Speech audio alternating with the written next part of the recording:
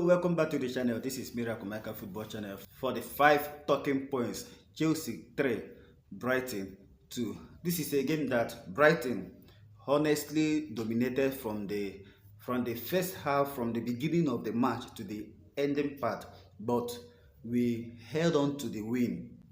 This is what makes you a big team. This is what we want from Chelsea. We don't need to play beautiful. What matters is the 3 points, and we got the 3 points despite falling down to 10 men since first half. I sincerely can't remember the last time Chelsea won a game after being 10 man down, after getting a red card. But ever since Conor Gallagher got the red card, we even scored a goal before Brighton scored their second goal at the dying minute. It was a game filled with tension, emotion, and a surprise 10 minutes extra time. It was a very beautiful game. So number one thing we are discussing is Thiago Silva. Thiago Silva still remains Chelsea's best defender.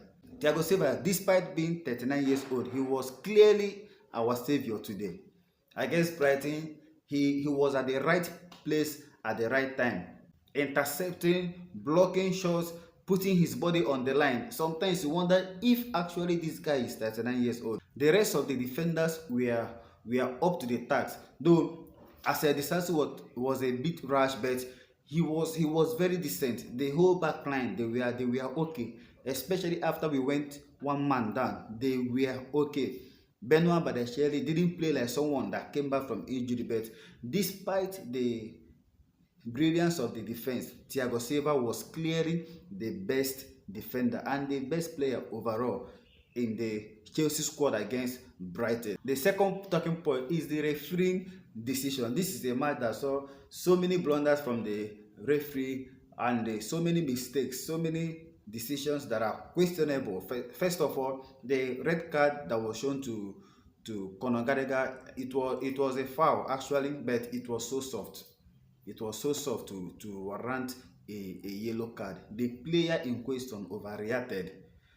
The person that I believe that supposed to have been shown a red card in Chelsea was Mos Casido, because on yellow card he committed 2 obvious fouls that are worth yellow cards, but he escaped the yellow card. I don't know if the referee was trying to make up for the yellow card given to Conor Gallagher, but all the same, we won. That is what matters. Then the penalty that Chelsea were awarded, that's supposed to be a straight red card to James Milner. He was the last man, and it was a goal ban.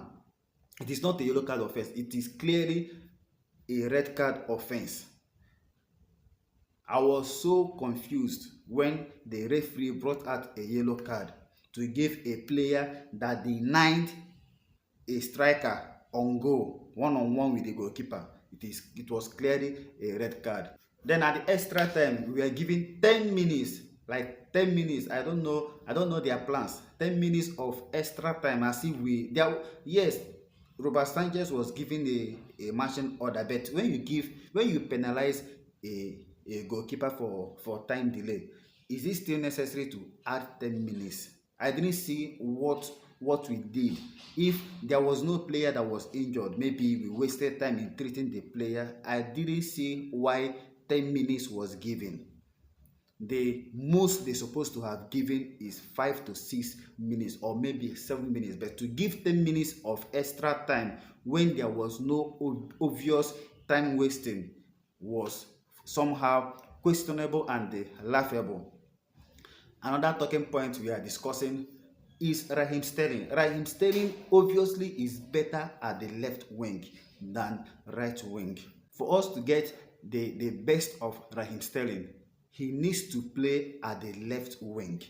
Anytime Raheem Sterling plays at the left side, he performs better. But against Brighton, due to the presence of Mikhailo Modric, Raheem Sterling was deployed at the right side, and he wasn't really impressive in this game. Raheem Sterling wasn't really impressive against Brighton, but he put in a decent performance. But for us to enjoy him, for us to get the best out of him, he needs to be deployed at the left side, and it was a very good decision for Mauricio Pochettino to bench Cole Palmer because against Newcastle he was visibly tired. Even when he came on against Brighton, it took him time for him to be influential. When he came on, you will see the fatigue in him. So it was a good lineup from Mauricio Pochettino. The next talking point is Nicholas Jackson. Immediately Nicholas Jackson was removed, we saw that Brighton had more freedom coming up. Nicholas Jackson is a very brilliant striker. He is a very brilliant player. The only issue with Nicholas Jackson is that he tends to overplay sometimes. If he can hold on to the ball and see someone then release the ball a bit earlier, he will do better.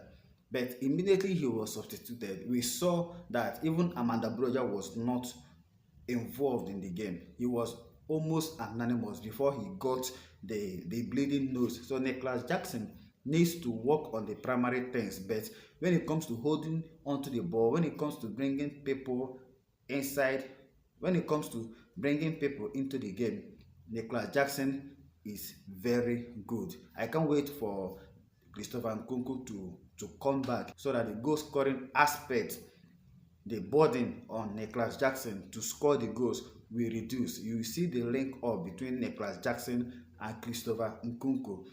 Keep an eye on this boy because Nicholas Jackson will soon light up Premier League. He is that good. He just needs patience. He just needs that trust. According to what Mauricio Pochettino said, we need to trust him. He is still young. He is only 21 years old. I heard a lot of people criticizing Nicholas Jackson, even laughing the early comparison between him and the Diadroba. But the Diadroba at 21 years, he was not a world class.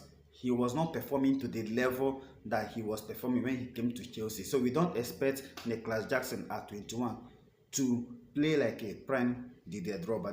The last talking point is still the disciplinary record of Chelsea. We extended our lead at the top of the table in terms of yellow cards given.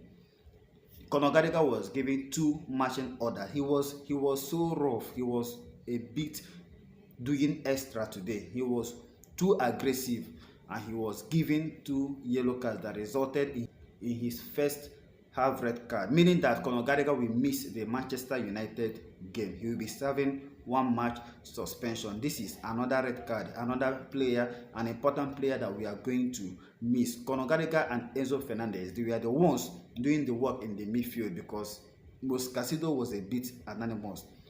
If truth should be told, Moise Caicedo didn't really exert himself, especially in the first half. Though as time goes on, he was a bit involved in the game. Moise Caicedo almost got himself suspended.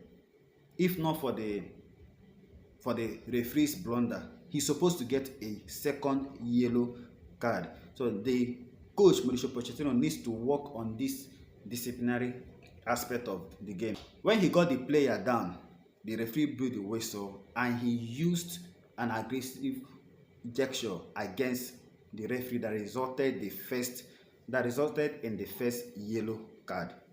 We need to control the temper of these players. Even Levi Colwil almost lost it again today, if not for the timely intervention of Thiago Silva.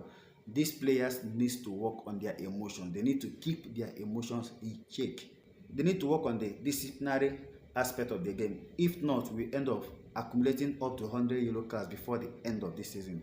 Stay cool because more updates are coming your way. Turn on your notification bell and hit the subscribe button if you are yet to subscribe. We are bringing you the Chelsea player ratings against Brighton. Stay cool and stay blessed. Blue always will be the color.